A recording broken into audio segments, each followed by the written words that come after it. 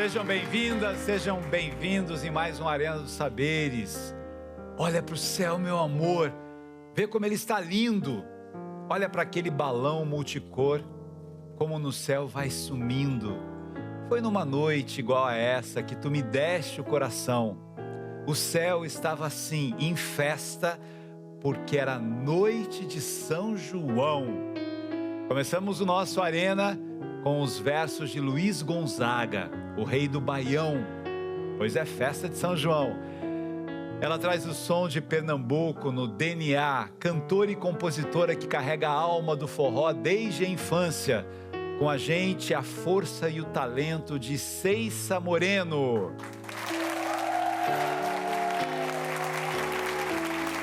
O outro convidado vem direto da Bahia, com mais de 2 décadas de estrada e sucessos que atravessam gerações.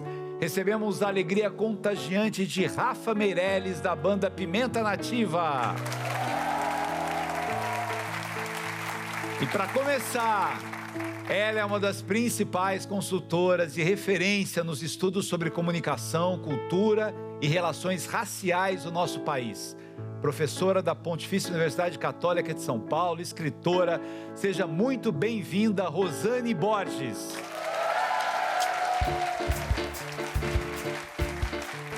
Olha pro céu, meu amor, vê como ele está lindo, banda! Olha pra aquele balão multicor, como no céu vai sumindo.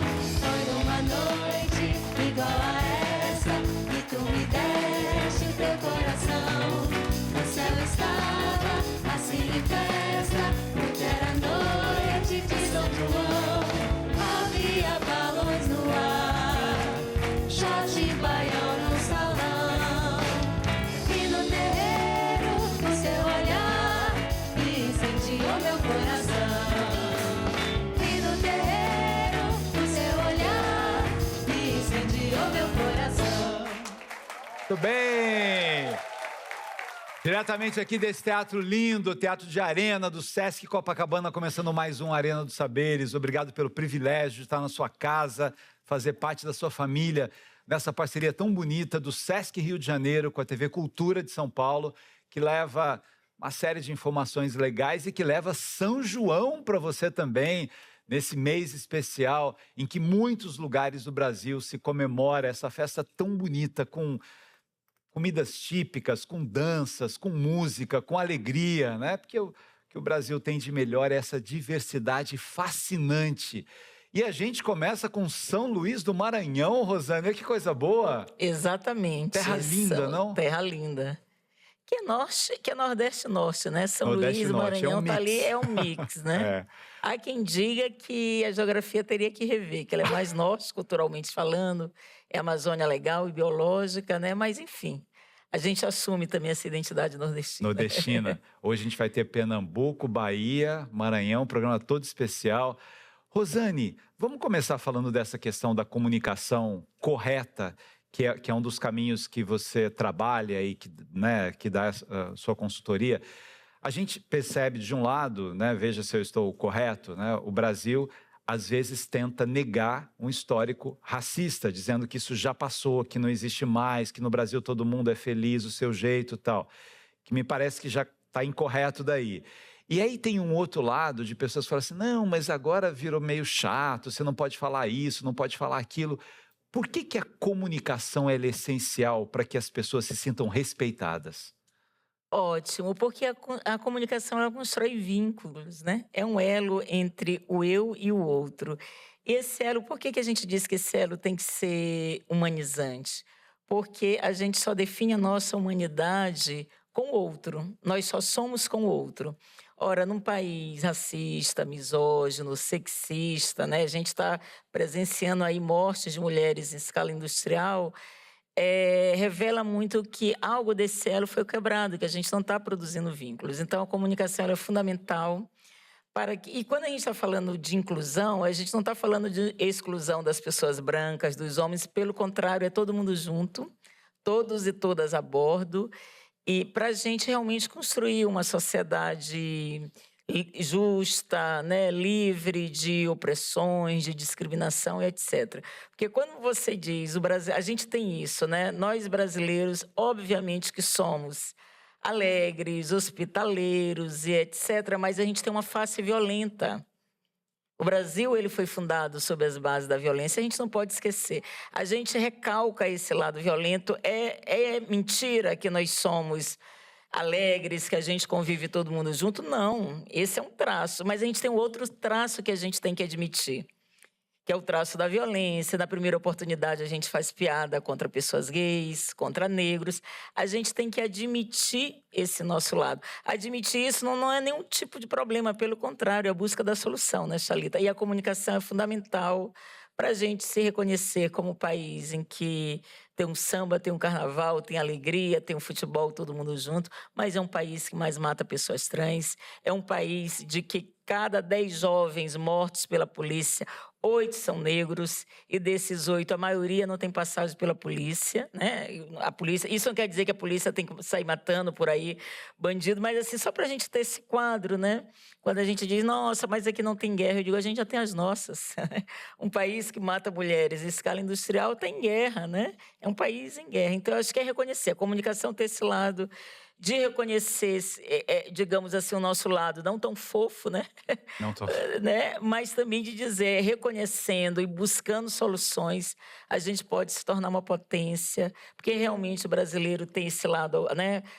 Hospitaleiro, alegre, gregário, mas a gente precisa reconhecer aquilo que nos ameaça. Esse nosso grande ator, André Torquato, está em cartaz com uma peça Poemas, que estava em São Paulo, agora está chegando no Rio, né? Texto de Gabriel Chalita. Meu texto, ó, que honra. Então é coisa boa. Com você, o texto boa, né, de Gabriel Chalita, a gente já sabe, né? E o André faz uma parte, assim, muito bonita, que é uma parte sobre abuso na peça, em que a personagem dele, né, diz que não sabia a diferença entre carinho e violência. E isso é uma dor tão grande, né, Rosane? Porque uma criança de 3, 4 anos, que o avô encosta em lugares em que não deveria encostar, toca em lugares que não deveria tocar, não sabe que aquilo é violência. E muitas vezes, dentro das casas, a pessoa fala assim, filha, quando a filha vai e revela isso para a mãe, alguma coisa, às vezes ela diz assim, não estraga a família não fala para ninguém. Como se ela, criança, que estivesse estragando, não o agressor, né? Exatamente. Então leva a um pacto de silêncio, mães que não sabem, mas mães que desconfiam, mas seguem envergonhadas, sem ser capazes de dizer, né? E entra uma lógica, por isso que a comunicação é importante, para a gente não revitimizar essas pessoas. Ah, é porque estava gostando. Não, ali tem muita dor, tem muito silenciamento. Eu acompanhei, Chalita, ali nos primeiros anos de 2000, dos anos 2000, um trabalho, crianças que viviam, era um tipo de abrigo, vítimas de abuso sexual dos pais, de tio e de avós. Então, muitas não falavam, mas elas desenhavam. Então, quando elas eram estimuladas a contar o que elas viveram, então as imagens eram assim, eram crianças desenhando a imagem de um falo, de um pênis, e depois ela falando para a psicóloga. O meu tio dizia que não era para eu contar para ninguém, mas que o picolé dele era muito gostoso, então eu tinha que provar o picolé dele. Então, assim, gente, isso é São Paulo, é espaço urbano. E não dá para fingir que isso não existe, né? Exatamente, né? E não dá para fingir. Então, esse é o lado violento, que não está só nas ruas, né? A segurança pública não está só nas ruas, está também dentro de casa, com as mulheres, com as crianças, com os idosos, né? Que sofrem também, às vezes, toda sorte de maltratos. E a gente precisa discutir isso, não numa perspectiva apenas de culpabilização, de apontação de dedos, mas como é que a gente resolve um problema desse que é coletivo? Ô, Rosane, né? tem um tema legal, né, nessa história da comunicação das empresas, não sei o que você pensa disso, mas às vezes eu fico muito incomodado quando a empresa ela quer se mostrar inclusiva e ela fala assim, não, eu tenho aqui uns meninos com Down, uma gracinha, vão passar lá e eles ficam sentadinhos no lugar como se fosse uma vitrine, assim, bibelôs, olha, né? uns bibelôs. Falei, eles fazem o quê? Eles ficam aí. Falei, eles ficam aí, mas sem fazer nada? Não, quando precisa, coitadinhos, né? Olha, coitadinhos, estão ali para mostrar que tem. Então eu falei assim, vamos contratar pelo menos uma trans, assim, porque é chique para a empresa ter. não é um entranhamento, não é Não uma é. crença, não é uma mudança de cultura. É um negócio para mostrar para a sociedade, não, a gente contratou umas pessoas mais velhas aqui, tem até agora uma fase de contratação de grávida, mas não é uma crença real, que é Não. completamente diferente, né? É aquela coisa, né? Só para ficar bem naquela foto que logo, logo ela se apaga. Eu dei consultoria há um tempo, por meio de uma ONG, em um banco, que ele foi comprado por outro banco, e eles mostraram aqueles gráficos todos bonitos que os financistas sabem fazer, aqueles gráficos que a gente de humanas inveja, disse, eu queria ter a capacidade de fazer uns gráficos bonitos desse, para além da pizza e da barrinha, né? Então, eles mostraram uns gráficos muito bonitos, gente, e pasmem, eles disseram que o banco tinha um programa de diversidade já robusto, com muitos anos. Então, ele era um banco que tinha mais mulheres do que homens, tinham mais negros do que em relação aos outros bancos, então era um céu de brigadeiro, era uma maravilha os dados do banco. Mas quem trabalha com essa análise, a gente pediu para saber onde que as mulheres estavam, onde os negros estavam, onde os Diretoria- PCdois...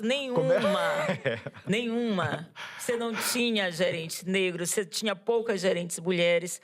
Ou seja, esse é o tipo de representação, de representatividade que não nos importa. A gente quer pluralidade, a equidistância das vozes, todas as vozes devem importar. Então, foi um constrangimento geral, porque a gente pediu, mas onde é que estão, né? E aí eu lembro muito, a Elisa Lucinda conta uma história de banco, que ela faz muito sarau e etc., que ela foi para Brasília.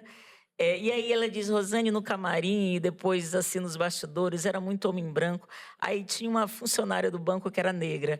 Na época que compensação ainda era um setor forte dos bancos, né? Por conta do cheque. E ela chamou a funcionária negra e falou assim, onde que estão os funcionários negros do banco? Aí a moça diz, estão todos na compensação. Aí ela diz, mas não conta para ninguém. E ela guardou aquilo, 5 minutos depois ela vai para o palco com os diretores do banco, etc. E ela faz um agradecimento por ela ser uma mulher negra que estava ali sendo convidada por aquele banco, etc. Mas porque em compensação por aí... E quem entendeu a piada foi a moça que contou a história. Ela olhou a moça rindo na plateia e ela jogou essa piada, né? Mas em compensação por aí está cheio, né? Então, é um pouco da gente pensar que inclusão não é apenas a gente colocar o mosaico do humano ali. A gente tem que dizer que uma pessoa com deficiência física, ela não é para estar de baia em baia e levando documento de mesa em mesa. Ela tem que ser promovida a gerente, ela tem que ter um outro Tem que ter lugar, perspectiva, tem né? que ter perspectiva, né? As pessoas com cadeira de roda, olha, pega aqui e leva ali para aquela outra mesa. Quer dizer, gente, não é isso, né? Aqui, O STF hoje, né? nenhum, né? Só temos uma mulher. O STJ tem o ministro Benedito, Sim. tem um dos 30... Não, e assim vai. Você olha os tribunais de uma forma geral, né? Os eitores, é uma exceção. Tem uma coisa bonita do Aristóteles, né, na Ética Nicômaco, que ele fala que o conhecimento precisa entranhar. A cultura precisa entranhar, você precisa de fato acreditar nisso. Aqui no Sesc, Senac Rio, a gente criou, né, um projeto lindo chamado CREI, que é um Centro de Referência de Educação Inclusiva, e que a gente trabalha principalmente com as deficiências intelectivas, né, mais autismo e Down, e coloca tanto em escolas, né, a integração, a formação de professores, como coloca em lugares de trabalho. E é lindo quando você percebe que ele está trabalhando em alguma coisa, que ele se realiza, que ele está crescendo ali. E é claro, ele terá dificuldades em algumas áreas, mas ele tem facilidade para outras áreas, ele vai crescendo naquelas áreas.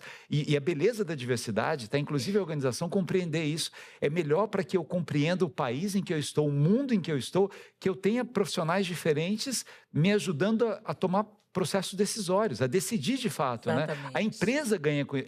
Além da dimensão humana, é lucrativo isso, né? Muito, exatamente, porque todo mundo ganha, a empresa ganha, tanto em valor social como em valor monetário. São vários capitais envolvidos, capital social, capital cultural, capital monetário. Então, e nós do Brasil, o mundo corporativo demorou muito a entender isso. Não é preciso você demitir ninguém para colocar uma pessoa com deficiência, uma pessoa negra, uma pessoa com vulnerabilidade. Eu sempre digo, é o 7+1.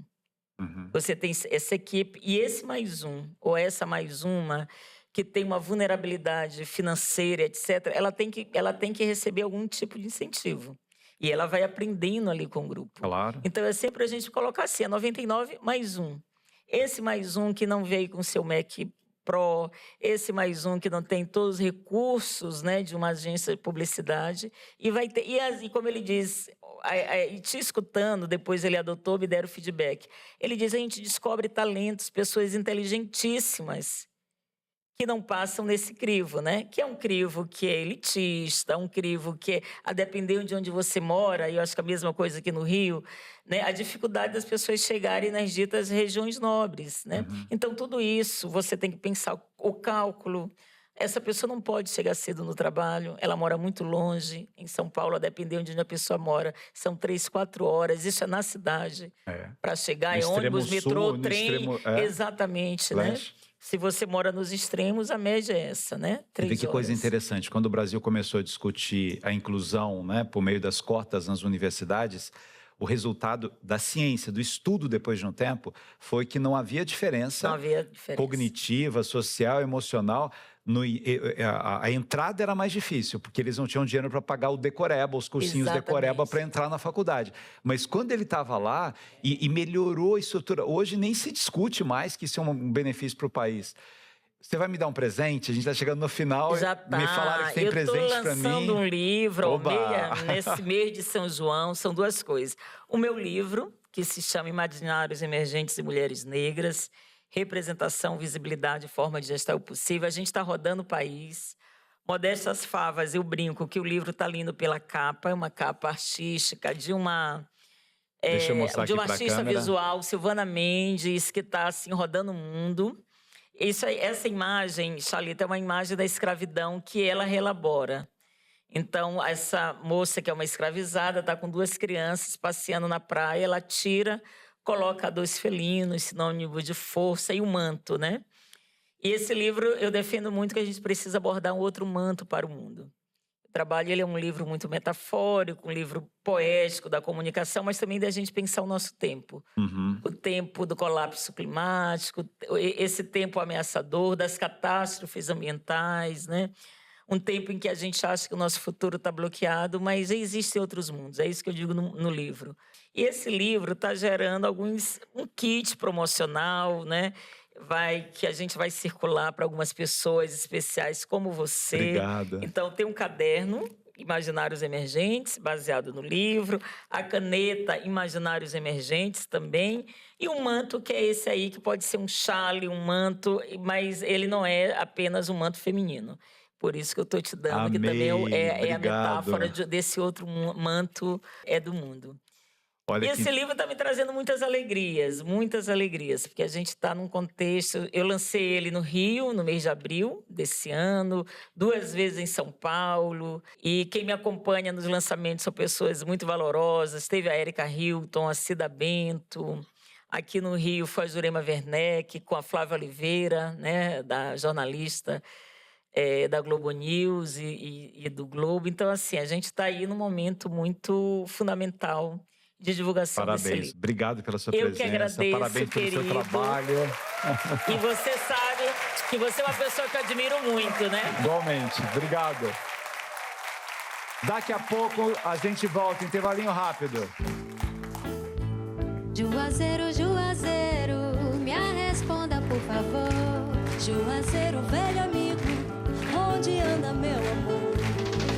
Ai, Juazeiro, ela nunca mais voltou. De Juazeiro, onde anda meu amor?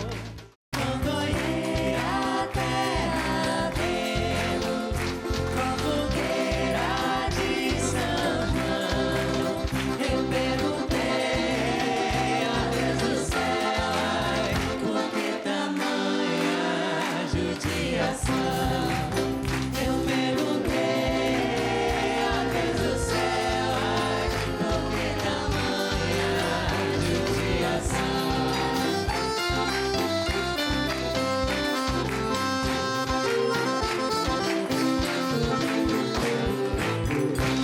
Olha aí! Estamos de volta aqui na Arena dos Saberes e vocês já viram que a nossa convidada é a Ceissa Moreno. Seja muito bem-vinda, muito bom ter você aqui. Daqui a pouco eu falo com ela. Mas a gente sempre volta com uma dica de livro. A dica de livro desta semana é do Luiz Eduardo Santana Pinheiro, O Promotor da Fronteira.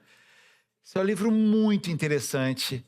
Ele conta casos reais de crimes, de pessoas que foram ao tribunal do júri, e ele faz uma profunda reflexão sobre a necessidade que promotores, advogados, juízes têm que ter de não julgar ou não condenar de baseada, mas saber analisar e refletir sobre cada história, sobre cada caso, sobre cada ser humano que se envolveu em alguma questão que pode estar sendo condenado injustamente, pode, enfim, pode ser inocente, e se for condenado, quais são essas razões? Então fica aqui a nossa dica de livro.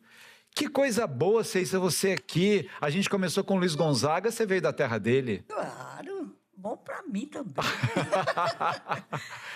Você começou a cantar com 4 anos? Eu cantei a primeira vez com 4 anos.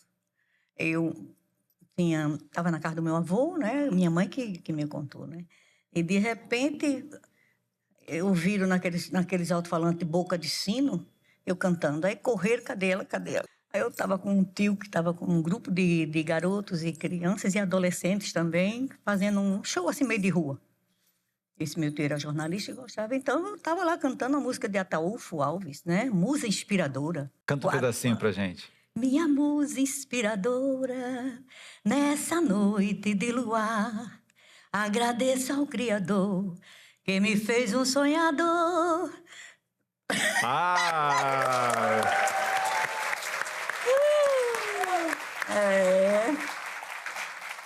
E aos 7 anos você começou a estudar sanfona com as freiras? As freiras Foi. tocavam sanfona? Foi. A freira foi quem era uma... Que freira? Ela era uma pianista, ela tinha voz lírica, um soprano lírico, e ela começou a ensinar piano. Eu queria estudar piano, mas aí não tinha condições, minha mãe, de comprar piano. Aí ela disse, compra uma sanfona. Aí minha mãe chegou e disse, você quer uma sanfona? Eu quero. Com 7 anos. Não, eu acho que foi um pouco mais. Um pouco mais. Eu não parei ainda para fazer isso na ponta do lápis, né? Mas tudo bem. Mas Foi deixa mais pra ou lá, menos né? pra... Faz de Deixa pra conta. lá. Mas eu acho que com... É que 7 é um número bom, acho bom a gente usar o número 7. Eu nasci dia 7. Aí, ó. De que mês? Pois é, dezembro. De Eu sou dezembro, 7 de dezembro. Eu sou sagitariana. Sagitariana.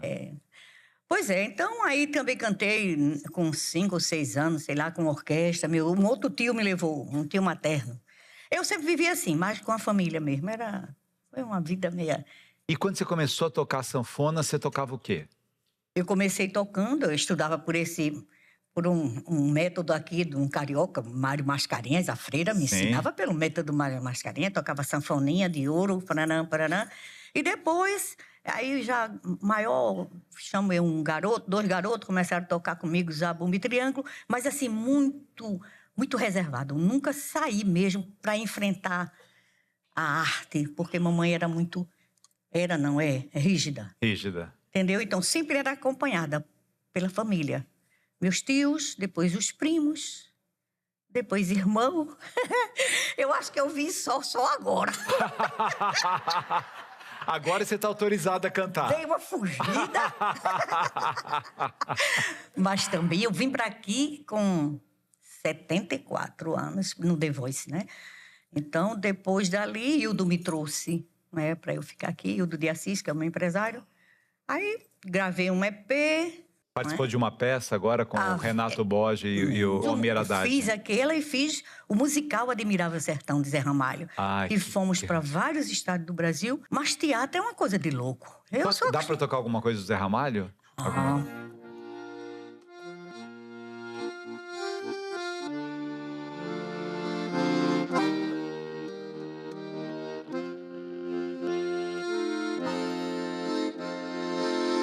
Há um brilho de faca. Ai, que lindo. Onde o amor vier. Que coisa linda. Mas teatro é negócio pra... Meu Deus, bom é assim, fazer um show, 2 no mês, aí é maravilhoso. Mas teatro, eu não sei como é que esse povo aguenta. É uma loucura. É todo dia. Você ensaia 2 meses, Depois, todo o teatro você tem que passar tudo para ver o ponto onde vou ficar, ponto de luz, ponto disso.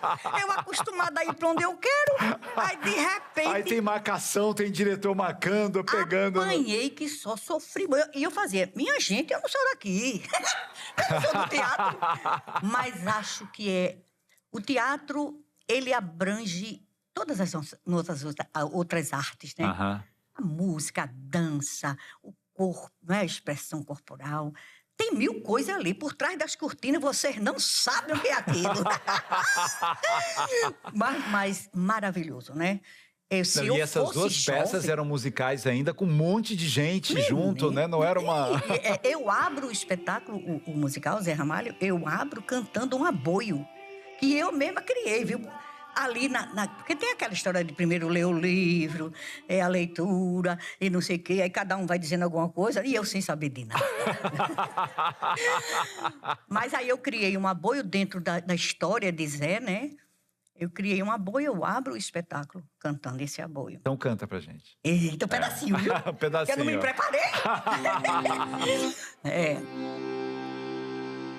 Na casa do meu avô, acordei de madrugada, ouvindo uma voz distante, bonita e afinada. Era um vaqueiro aboiando, trazendo sua boiada. A tristeza do vaqueiro era a mesma da boiada. Eu ainda era criança, sem querer, quase chorava. E boi,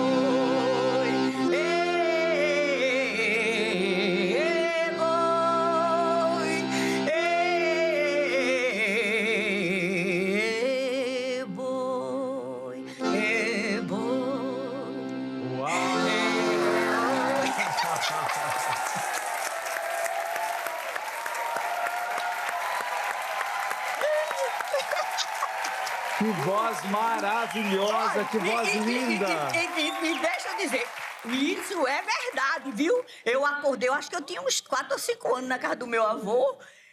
As janelas tinham, tipo assim, uns postigos, a gente chamava postigo, não sei se isso é certo, não. Aí, eu tava dormindo na casa do meu avô, quando eu vi, foi aquela voz bonita. Aí eu corri pra ficar olhando. E vinha aquela voz, aí começou vindo a boiada, eles tocaram aquele, como é que chama? Berrante. Berrante. O berrante nosso, nordestino, lá mesmo, de vaqueiro mesmo, é diferente desses berrantes do sul. Os berrantes do sul são mais elegantes, são mais bonitos, são mais chiques. Mas o nosso é um pedacinho de chifre de boi mesmo. Mas funciona. Ah, é lindo! Então, eu aproveitei com a história dele, né? Aí eu digo, não, eu vou fazer um aboio. Aí o nosso produtor, o diretor, né, o Barata, ele disse, não, dona Ceissa, então a senhora, e o diretor também, não, vamos botar isso para abrir o espetáculo. Pronto. Que E lindo. quando eu cantei essa estrela, a serpente, entre a serpente e a estrela, disse logo, vai cantar essa. E eu nunca tinha música de Zé Ramalho no meu repertório, porque o meu repertório era mais bem nordestino, bem Luiz Gonzaga, Jacques do Pandeiro, aquela Marinês, né? Mais isso. Agora, eu não vivi voltada só pro pé de serra, até porque nem podia, porque a vida é a vida, história de vida, né? Eu tinha outros segmentos de música. Eu me licenciei pela Universidade Federal de Pernambuco, eu fazia parte de todos os encontros de sanfoneiro, eu estava no meio. Entendeu? Tem um patrocínio da Chesp lá com um rapaz por nome de Marco Veloso. Então, assim, eu estava sempre nele. E assim, tocava num canto, tocava no outro. Mas eu tinha outras atividades musicais que... Sempre a música, sua vida sempre a música. Sempre. Fui professora, dei aula de Não, outros... a sua outras... voz é fantástica, é linda. Não é, coisa gente? boa! É linda demais. Que delícia de voz. Eu acho que é a suavidade, né? A suavidade da minha voz. Eu cantava muito em igreja, né? Missas gregorianas, missal romana. Eu sou católica, apostólica romana. Sou dessas que não posso perder a missa. Que bom. Graças a Deus, né? Respeito qualquer Agora, fé. você então no teatro estreou aos 74 anos, é isso? 74 eu cheguei no The Voice. 76 no teatro. No teatro, aos 76 Mas vocês acreditam anos. que depois dessa peça de Zé Ramalho, eu adoeci, fiquei lá. Doía o joelho, por causa do peso da sanfona, né?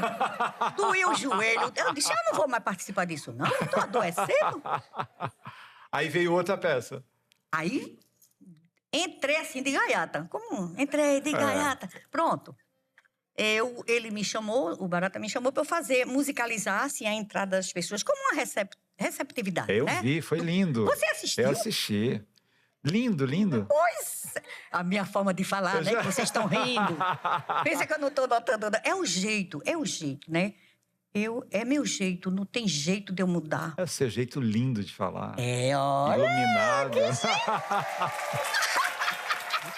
E assim, para mim foi muito gratificante fazer aquela musicalizar ali a chegada das pessoas nesse musical do Haddad, Era né? super bonita. Essa Foi. entrada era super bonita, né? É, porque eu cantava aquelas coisas de antigamente. Pedacinho. Fiz a casa na beira do rio. Meu amor veio comigo morar. Todo mundo sabe, não sabe disso? Eu acho.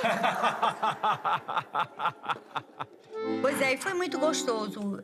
E agora, né, o Hildo tá com um projeto aí grandioso, viu? Esse meu empresário Coisa boa, bom né? demais. É o projeto dos meus 80 anos. Os seus 80 anos.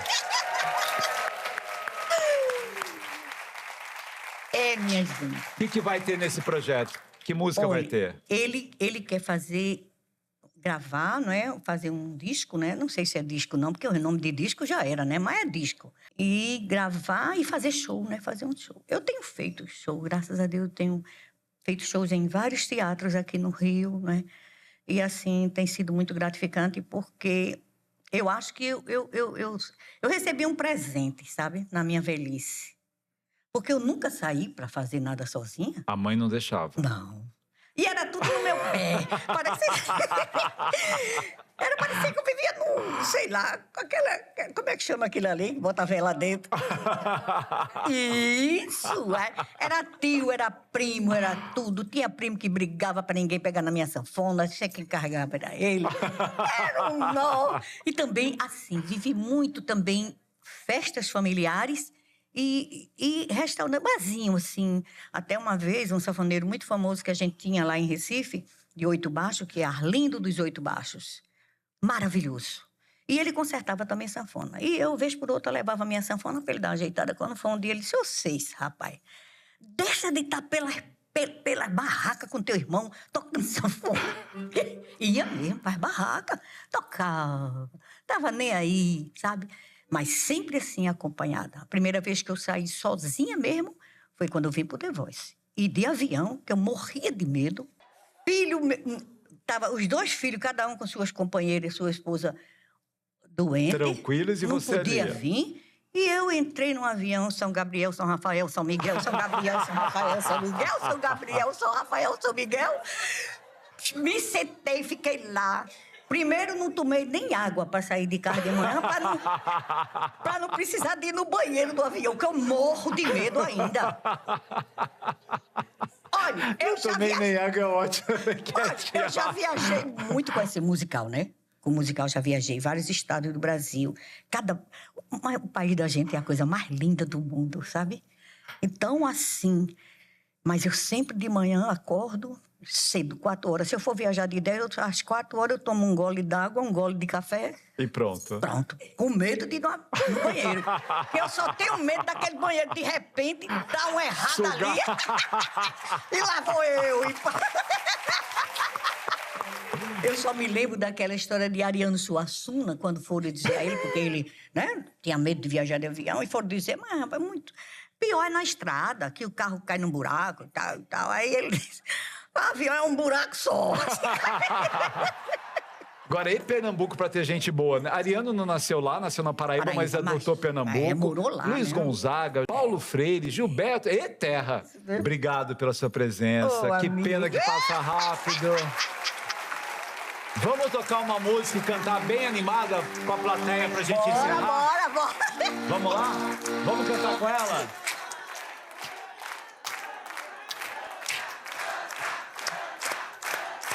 Ceiça Moreno. A gente vai fazer confidência. Confidência. É, mas- Uau! Vamos lá, vamos. Juntos agora.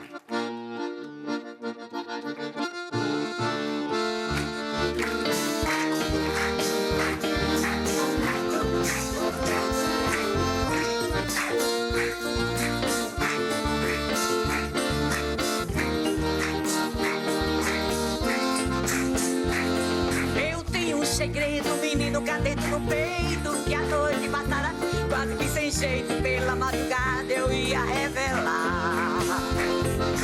Quando o amor diferente tava nos meus braços, colheu o espaço, vi lá no céu uma estrela cadente se mudar. Debaixo do barro do chão, da pista onde se dança.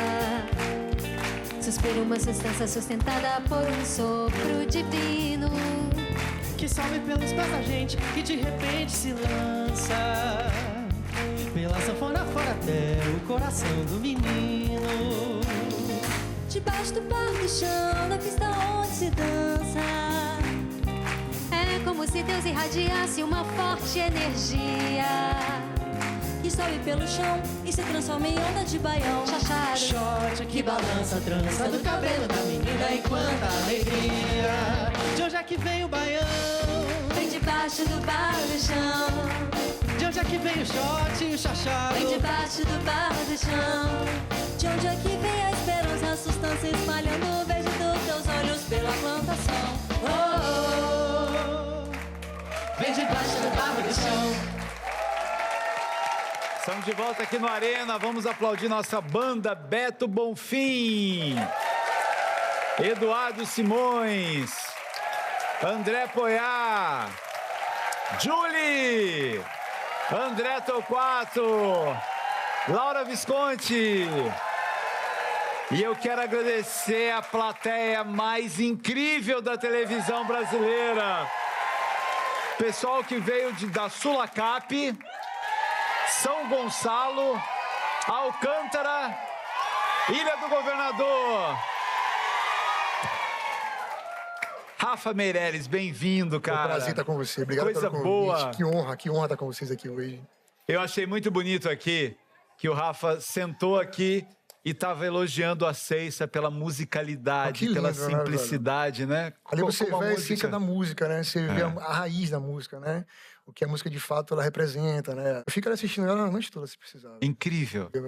E a delicadeza com que ela dizia, né? Não, você esperar agora para minha mãe autorizar, né? Com 76 anos. Porque vê como- todo mundo tomava conta de mim em casa, E né? você vê como a mãe é importante, né? A mãe falou, tem que... É muito obedecer. legal, né? Muito bom, muito bom. Maravilha. Você Prazer começou assistir. cedo com a música também, né? Comecei, assim, comecei no colégio, né? Aquela banda de colégio. Na Bahia, em Na Bahia, em Salvador. Salvador, E aí um amigo meu tinha uma banda de pagode em Salvador, na época era muito, né? E aí ele fez, você toca pandeiro? Aí eu falei, não tocava nada, né? Zero. Mas eu queria estar na banda, eu queria participar do movimento. Eu falei, toco pandeiro sim. Toco. Ele, então tá, quinta-feira tem ensaio.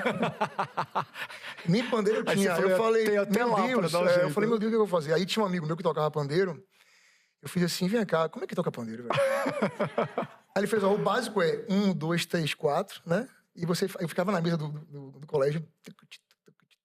Mas tem movimento do punho também, né? Enfim. Aí eu fui pro ensaio quinta-feira. Cheguei lá com o pandeiro, não toquei nada. Né? Aí ele fez, mas fique na banda, você é gente boa, você é meu amigo. E aí eu fiz tipo um mês de show com o microfone desligado. Tava lá assim, ó. Mas eu me dediquei, estudei. Mas você sabia que estava desligado ou não? Sabia, Ah, sabia. bom. Eu pedi, às vezes, desliga, pode ligar. Bora passar o pandeiro, não precisa não, tá de boa. Precisa não, tá bom. Aí, com o tempo, eu estudei o pandeiro. Como eu sou muito apaixonado por percussão, a nossa banda é uma banda de axé music, né? Então, tem toda a estrutura da percussão, da África, enfim. Eu comecei a estudar pandeiro e meu primeiro instrumento foi um timbal, meu pai me deu. que era maior que eu tinha 15 anos. Tocava como tantã, assim, deitado, porque eu não conseguia tocar como timbal, né? E aí eu estudei o pandeiro, comecei a tocar pandeiro, comecei a fazer backing vocal, e aí aí pronto, comecei a cantar, entendeu? Um dia eu tava fazendo backing, aí tava puxando um trio elétrico, o cantor perdeu a voz assim, né? Ficou rouco. A empresária fez, Rafa, você canta? Eu falei, canto. Eu sempre sou assim. Você faz, faço. Aí lá eu resolvo. Você canta essa música? Eu falei, canto. Vem aqui cantar. Eu falei, vou na hora. Tremendo assim, velho. Bora, banda, bora, banda. Ui! Aí cantei, também foi um desastre, mas quando cantei, enfim. Aí de lá pra cá eu não parei mais de cantar, velho. Que coisa legal. Eu estava falando para ela dos talentos de Pernambuco, agora a Bahia também, né? Jorge Amado, Dorival Caymmi. O povo não nasce, o povo estreia, né? O povo estreia.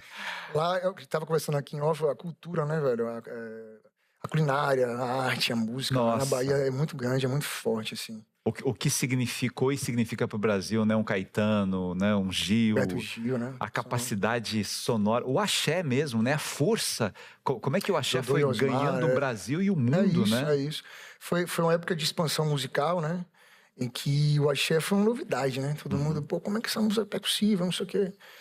E Chacrinha ajudou muito nesse sentido de colocar os cantores baianos, as bandas. E aí o povo ficava encantado, né? Porque o axé, o axé não é um estilo musical, né? Ele é um movimento, ele é um ritmo, né? Da Bahia, enfim, uma energia. E essa energia do axé, a gente que faz muito carnaval pelo Brasil, muita festa, né? Você vê que na hora que o povo quer pular, dançar, que o povo quer extravasar, o povo quer axé music, sabe? Porque é a música que... Eu chego mesmo falando, é uma música que tem energia no sentido de que bota você pra cima, sabe? Eu sou um cara muito de energia, gosto de coisas... sabe? De trio elétrico, Eu lembro do momento que o Brasil descobriu a Daniela Mercury, por exemplo, ali em São Paulo, né? No MASP, não foi? Derrubando o MASP, aquele perigo, assim. Pediram pra ela parar, não foi? Pediram pra ela parar. Falei, não é possível, aquela quantidade de gente, aquela loucura, não podia chegar num lugar, né? Isso. E muitos, né? Ivete, enfim.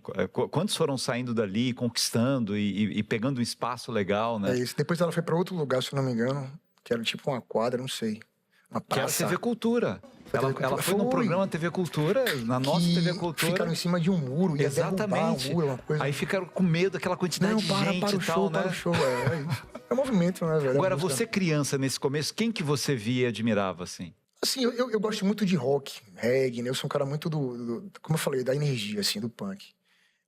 Mas na música baiana, um cara que eu estudei muito quando eu era pequeno, eu colocava o CD dele, fechava a casa toda com vergonha, claro, né? Aumentava o som, pegava o controle da televisão e fingia que era o microfone. E ficava cantando como se estivesse no show, sabe? Falava com o público, dava tchau, baixia palma. Netinho tinha um CD ao vivo. Não, Netinho é um também que... Que foi gravado em Portugal, se eu não me engano, não sei. Pô, que é um CD que tem barracos, Mila, sabe? Que é um CD que eu estudei... Arranhou, furou, e tanto eu ouvi aquele CD. E eu sempre estudei assim. Eu colocava Ivete, colocava Bel, enfim, e ia cantando por cima deles, interagindo com o público, sabe? Brincando assim com o público, dando tchau, não sei o quê, entendeu? E aí eu acho que Netinho foi o cara que eu mais ouvi nessa época, assim, quando era menor. Bacana. Vamos cantar uma música pra gente? Eu vou fazer uma música com a banda daqui, Perfeita. Vamos lá. Que é uma música que a gente fez um projeto agora de forró. Pegou algumas músicas de Axé Music, na época de São João. Já que a gente tá em São João. Exatamente, já que eu vi nossa família linda aqui tocando. E aí a gente vai fazer Maria Joaquina, que é uma música da Pimenta Nativa, né? Que o Serginho gravou maravilhosamente bem. Em forró, pode ser? Maravilha. Plateia, vamos dançar junto? Vamos lá. Bora. Rafa Meireles com a gente. Não, levanta. Levanta, bora. É dois pra lá, é dois pra cá. Bora! Eu queria gritar para a cidade inteira ouvir, em cima de um trio, em pleno carnaval, fazer uma ligação entre todos os falantes, falar pro coração que agora está distante. Eu queria gritar para a cidade inteira ouvir, em cima de um trio, fazer uma ligação entre todos os falantes, som fixo, som ambulante, no microfone. Bora, você, Jalita. Maria Joaquina de Amaral Pereira, nós, você contribui para o meu viver. Maria Joaquina de Amaral Pereira, nós, você contribui para o meu viver. Bora! Baby, eu te amo, baby, eu te quero, estarei sempre com você. Baby, eu te amo, baby, eu te quero, você mora no meu coração. Vá! Maria Joaquina de Amaral Pereira, nós, você contribui para o meu viver. Maria Joaquina de Amaral Pereira. pra nós. Você contribui para o meu viver. Pra vocês, coisa linda. Uau! Aquecendo no forrozinho, hein? Aquecendo no forrozinho, hein? Sulacap, obrigado, hein? São vários. Fala de novo, por favor. Quem são, por favor?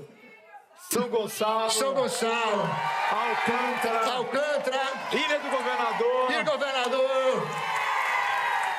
Se eu não falar, meu irmão, já sabe. Depois né, vocês me pegam lá fora. Né? Alguém fez pra mim, cadê? Vai falar de mim, não? Eu vou falar, calma. Alcântara. Alcântara. Você tem que cantar no Teatro Novo, lá da Ilha do Governador. Aí, ó. Teatro lindo. Eu fui dar uma palestra lá, lindo. Fui com Cortella lá. Tá vendo aí? Quero ir lá. Ilha. Fazer um forrozinho bom, fazer uma chefa, né? O que temos? O que temos de novidade da banda Pimenta Nativa? Eu tive esse convite, né? Eu sempre conto essa história citando o Dibi, que tá ali, sentadinha, que é como um anjo pra mim, assim. Ela sempre gostou do meu trabalho, eu passei por algumas bandas e tava na carreira solo, fazendo com o meu nome. Fazendo barzinho em Salvador, fazendo alguns eventos corporativos. E aí eu tive esse convite do grupo Cheio de Amor de entrar na Pimenta Nativa, que é uma banda que eu sempre gostei, que tem energia muito parecida com a minha. Quem cantava era Serginho, que descia de rapel no trio elétrico, enfim. É. E aí ela me convidou, falou, Rafa, vamos cantar na Pimenta, vamos voltar pra Pimenta Nativa? O que é que você acha? Eu falei, pô, vamos nessa. Aquela coisa, né? Bora. Depois eu resolvo. Chamou? Toca pro lado do prédio, bora. Toco. Toca sax, toco. Boa academia daí. Pilota avião, pilota. Pilota. Automático. A Ceissa não vai com você, viu? E aí ela me chamou, eu falei, bora. Aí eu tô fazendo agora 2 anos na banda, a gente fez 2 carnavais juntos. Lançamos algumas músicas, regravamos algumas músicas da Pimenta antiga, lançamos coisas novas. Acabei de lançar um documentário vertical no meu Instagram da Pimenta lá, que fala do carnaval, mostrando... A gente fez 10 shows no carnaval, e aí mostrando toda a rotina, né? Mostrando batidoures, tudo que eu sempre tive na cabeça. Tem música nova chegando, feat novo chegando. Então, assim, a produção não para, né? Eu sou um cara muito elétrico, né? Penso o tempo todo na loucura, sempre quero fazer coisas novas, entendeu? Tem uma coisa tão bacana dessa... Mesmo no carnaval, a diversidade que tem o carnaval brasileiro, né? O que é o carnaval da Bahia, o que é o carnaval, né, de Pernambuco, o que é o do Rio de Janeiro. É isso. E porque reflete o Brasil, né? O Brasil é um país continental, muito grande. É um país que, por exemplo, você pode lançar uma música da Pimenta no Sul e essa música não ser tão receptiva lá no Norte, por exemplo. Ser outra música, porque são culturas diferentes, gostos diferentes, sabe? Povos diferentes, clima diferente. Então, assim, o Brasil tem essa diversidade que eu acho maravilhoso. Né? E aí você vai a gente viaja o Brasil todo tocando, fazendo internet, tudo. Você sente o povo, né? A diferença, o gostar, o falar, o próprio sotaque, né? A gente, como baiano, onde a gente vai, você é baiano, né, velho? Sotaque ser maravilhoso. Fala hoje aí. Fala, mas baiano não fala hoje. Não, aí que é uma coisa, meu rei. Ô, meu rei. O baiano não fala pra meu rei. Quem fala pra meu rei é do Valéris. Ele fala. Como é que você fala? Aí é isso. Eu fui pra Goiânia uma vez, o povo me chamava de baiano, né? Pô, baiano, fala aí, baiano. Então, assim, velho, o Brasil é maravilhoso. E a música, ela tem esse passaporte, né? De você viajar o Brasil, conhecendo o Brasil e tocando. Entendeu? André, você pode nos ajudar um pouquinho? O André Torquato, ele é um antropólogo do programa, né? Dos assuntos espinhosos. Eu achei engraçado. E Rafa... Eu vi a entrevista dele com o Paleovilino aqui, que ele ficava, André, eu vi isso, André. Ô, Rafa, e o André desacredita do amor. Ele não acredita no amor. Por que, André? Porque é difícil, né? Pô, porque é difícil, é muito genérico, né, velho? Mas você já teve decepção, uma coisa assim? Quem não teve, né, gente? Quem não teve Porque decepções? aí tem uma história, assim, que às vezes as pessoas se lembram de uma música que começou uma história de amor.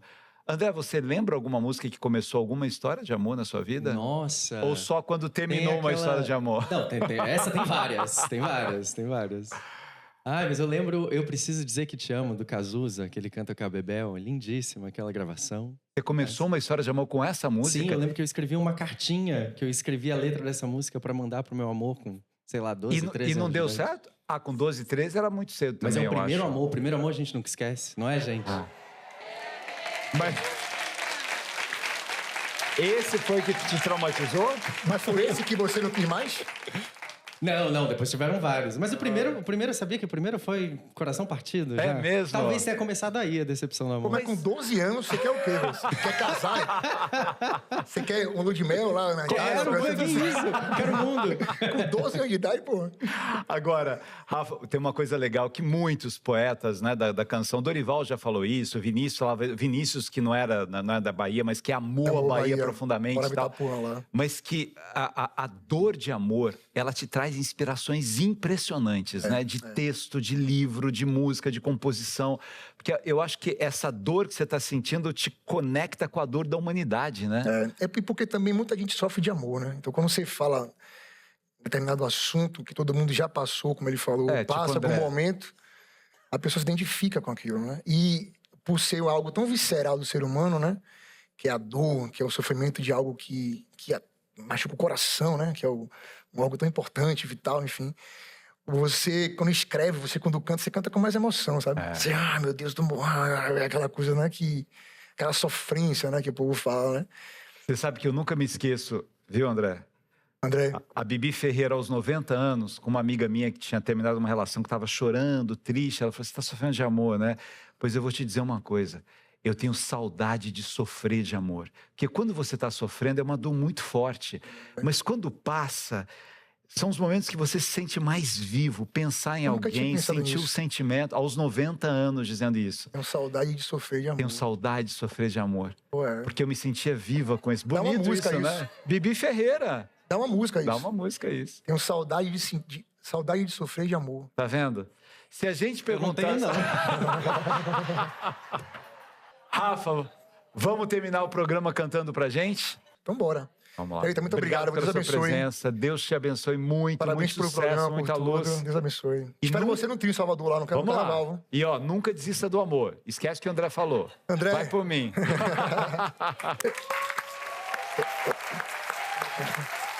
E semana que vem tem mais Arena dos Saberes. Tem também, antes de começar, tem também o Instagram da banda Pimenta Nativa, lá oficial, que tem promoções, tem agenda, tem tudo lá. Banda Pimenta Nativa, só entrar lá, tá bom, rapaziada? Bora. Curtir. Plateia, vocês me ajudam? Me ajudam? Bora? Vamos lá.